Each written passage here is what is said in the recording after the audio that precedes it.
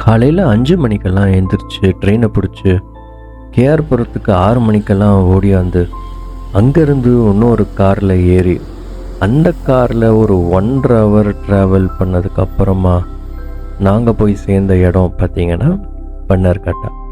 பன்னர்கட்டா போய் சேர்ந்தால் அந்த இடத்துலேருந்து இன்னொரு 15 மினிட்ஸில் அங்கே ஒரு கவர்மெண்ட் ஸ்கூல் போய் சேர்ந்தோம்.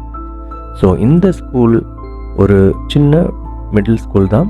அங்கே நாங்கள் போன உடனே பசங்களுக்கான கிட்ஸ் எல்லாம் பேக்கிங் வேலையை ஸ்டார்ட் பண்ணிட்டோம்.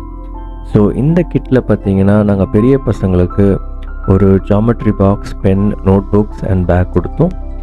குட்டி பசங்களுக்கு எரேசர், ஷார்ப்னர், அப்புறம் ஒரு ruler, pouch, note books and bag கொடுத்தோம்.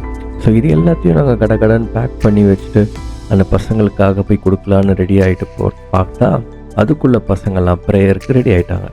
சரி, ப்ரேயர்லாம் முடியட்டோன்னு வெயிட் பண்ணிகிட்டு இருந்தோம். முடிஞ்சதுக்கப்புறம் பார்த்திங்கன்னா அவங்க ஸ்கூலில் இருக்க ஒரு சார் அவங்களுக்கான அந்த மார்னிங் மெசேஜை கொடுத்துட்டு இருந்தார். கன்னடாவில் தான் பேசிகிட்டு இருந்தார். ஓரளவுக்கு புரிஞ்சுது, ஆனால் முழுசாக புரியலை. பட் பசங்களுக்கெல்லாம் புரிஞ்சிருக்கோன்னு நினைக்கிறேன்.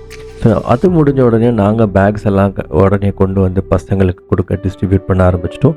அந்த பசங்களுக்கு முகத்தில் அவ்வளோ ஒரு சந்தோஷம், அவ்வளோ ஒரு மகிழ்ச்சி. இது ஒரு சின்ன விஷயந்தான், பட் ஆனால் பார்த்திங்கன்னா அந்த பசங்களுக்கு அது ஒரு பெரிய விஷயம். நிறைய பேர் வந்து அங்கே வேலை செய்கிறவங்க, லேபர்ஸோட பசங்கள்லாம் இருக்காங்க.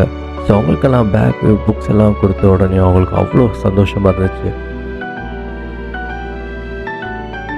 ஸோ நாங்கள் ஃபோட்டோலாம் எடுத்ததுக்கப்புறம் கிளம்பலான்னு பார்த்தா இந்த குட்டி பசங்களாம் வந்து அங்கிள் என்ன ஒரு ஃபோட்டோ எடுங்கன்னு கேட்டாங்க. அவங்களெல்லாம் ஃபோட்டோ எடுக்கும்பொழுது தான் எங்களுக்கு புரிஞ்சுது இந்த பசங்க எவ்வளோ மகிழ்ச்சியாக சந்தோஷமாக இருக்காங்கன்னு இந்த ஒரு கஷ்டத்துலேயும்.